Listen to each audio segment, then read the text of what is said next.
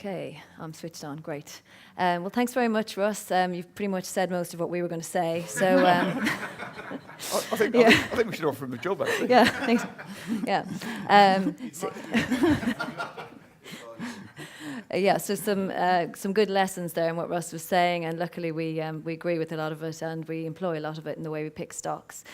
So I'm Jean, and this is Andy, not Jean. A lot of people think I'm Jean Roche, but no. Together we run the Schroders UK Mid-Cap Fund. As it says on the box there, it's mainly mid-caps. Andy won the management contract back in 2003. I wasn't there then. I've been working with Andy for about 2.5 years now, and named co-manager on the trust in late 2016. The benchmark is the FTSE Mid 250, excluding investment trusts, quite a lot of those now. If you want to know, anybody know how many stocks there are in the Mid 250 index? Not 250, 196 now. So it's a bit of a shrinking universe presently. So our target is about 60 to 75 holdings, currently 67. And fund size, 230 million, although probably a bit more than that. And this slide dates back to the end of April. So it feels like a lot's happened since then, actually. Three weeks has been a long time, I think. We were just saying, weren't we, about it's been a lot of moves in the last few weeks. Again, we agree on the debt question. You know, a lot of our holdings have no net debt, 26 of them, and actually we go for quite low gearing, generally speaking, because as we all know, debt can be very dangerous in certain environments. Mainly invested in mid 250 stocks, as I said earlier, a couple of the larger small caps creeping in there. But one thing that we do, and thank you very much for mentioning Halma. So Halma was one that we sold upon promotion to the FTSE 100 index. And I think we had described it internally as a bit of an angel stock. Andy was telling me, just as Russ was talking there, that apparently there are 2 letters from Warren Buffett on the wall of Halma HQ, congratulating them on how well they've done. What did you say, 37 years of dividend growth? Yeah, 5% a year. Yeah. And never once issued a share, and straight into the FTSE 100 without issuing a share. So big clap for Halma. And that's one, we have a selling discipline in this trust. We hold it while it's in the FTSE 250, in the mid 250. And then when it moves to the FTSE 100, which we hope they all do, then we move on and we look for the next rising star, the next Halma. And this what we would describe as an A company, and Andy will explain a little bit later. We divide our universe into A, B, and C shares, and Halma is most certainly an A. On dividends, we like companies that can deliver rising streams of dividends from a rising stream of earnings. So that's where we generate our dividend from the holdings, and we've been able to pay a dividend of 13p last year, with the dividend growing at 16%. So although this isn't an income trust, it delivers a nice dividend, which is very good for Andy and I because we're both shareholders. So tick the box. And then we're currently geared, a little bit more than 1% at the moment, actually. Again, I said this is dated to the end of April. And the discount has pleasingly moved in a little bit as well since we put this slide together. It's about 12.5% right now. So you want to know how we pick stocks. I think Andy's going to cover that. But first of all, moving on to a slide explaining about why we think the universe is an attractive place to be. This slide talks about 1998, nothing to do with me in 1998. So, and Andy was right in the thick of things then. Over to you. It's it's quite interesting actually, because people often say, let's have a sort of buy and hold strategy. Yeah, so it's quite interesting. These are the top 20 stocks from the FTSE 100 from 20 years ago. You can see BT, you could have bought it then for £6.30. You can buy it for £2.15 now. Yeah, back in '98, the most common comment that my parents would make to me was, get off the bloody phone. Yeah, and BT shares, fantastic performers because they virtually had a monopoly in that market. Lots of competition came in, and as a result, they've suffered. But you can see there, it's been very hard if you've been a holder in FTSE companies to make a lot of money. Indeed, the FTSE was 7,000 at the end of '99, and here we are sort of, 20 years later, and it's back to sort of 7,800. You contrast that to the mid 250 index, and none of the top 20 are the same. Yeah? Internally, we call the mid 250 index the Heineken index because it gets refreshed like no other index. Yeah? Regular changes. Yeah? Every quarter, it gets rebalanced. So it's capturing what is hot and what is not. And you think about it, over that time, all the house builders were in the mid-250, and now half of them are in the FTSE 100. So you get a regular turnover of companies. And indeed, on the left-hand side, 14 of those companies have been taken over.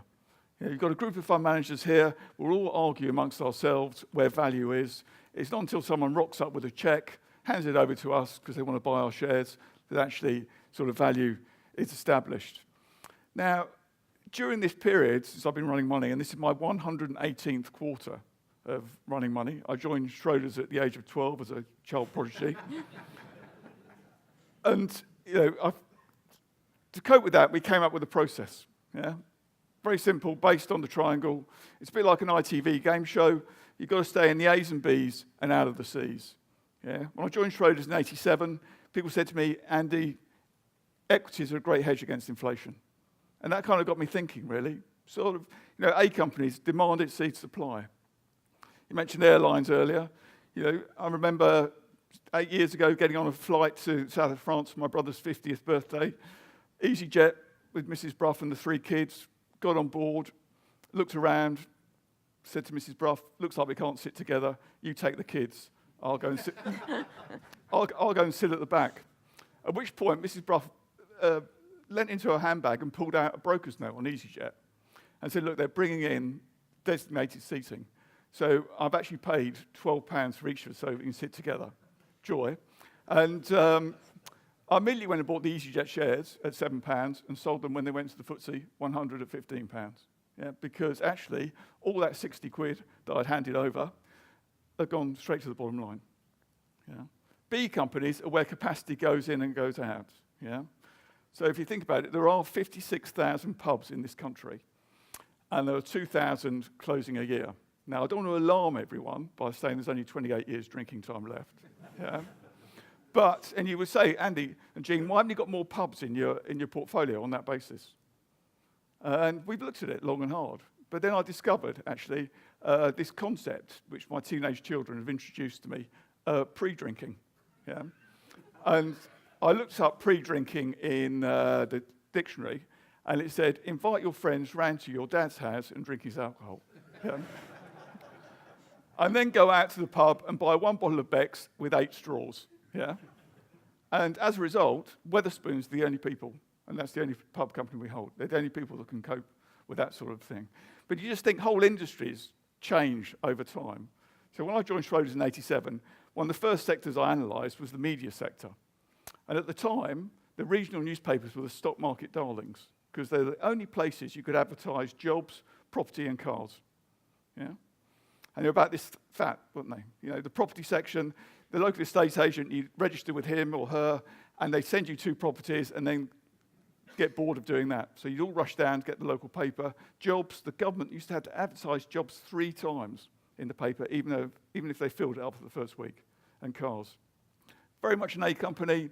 Companies like Johnson Press, members of the 250, fantastic success, licensed to print money. And then they decided to attack each other with free newspapers.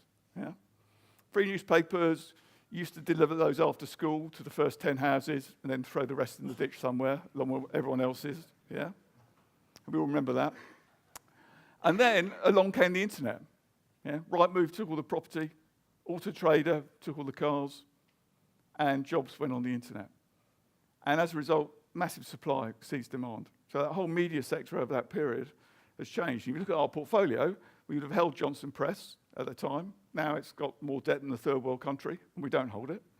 And we hold Rightmove and Auto Trader, which have benefited. And we keep an eye on what's happening with Purple Bricks and WeBuyAnyCar.com, because no industry sort of stands still. Everything sort of gets competed away over time. So that's very much our sort of basis of looking at companies. And every sector, and Jean's going to come and talk about how we're seeing things now. Yeah.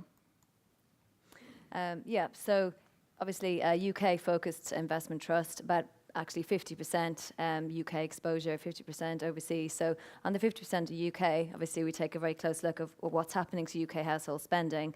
And you'd be tempted to maybe be a bit pessimistic about UK households last year, but actually that top right number there is telling you that UK households spent 46 billion more in 2017 than they spent in 2016. So not too bad. So then we're thinking, you know, where did they spend it and how do they want to spend it? And we talked a little bit about disruption, you know, and why are all these clothing and footwear companies struggling again? You know, Debenhams, why aren't they selling anything? Well, because they're not selling things the way people want to buy them anymore. They don't want to go into great big department stores and go up 3 flights of stairs or elevators, and what they want to do is maybe they want to go on the JD Sports website and they want to buy the latest Nike trainers, the latest Adidas trainers. That's what Andy's teenage children are buying apparently.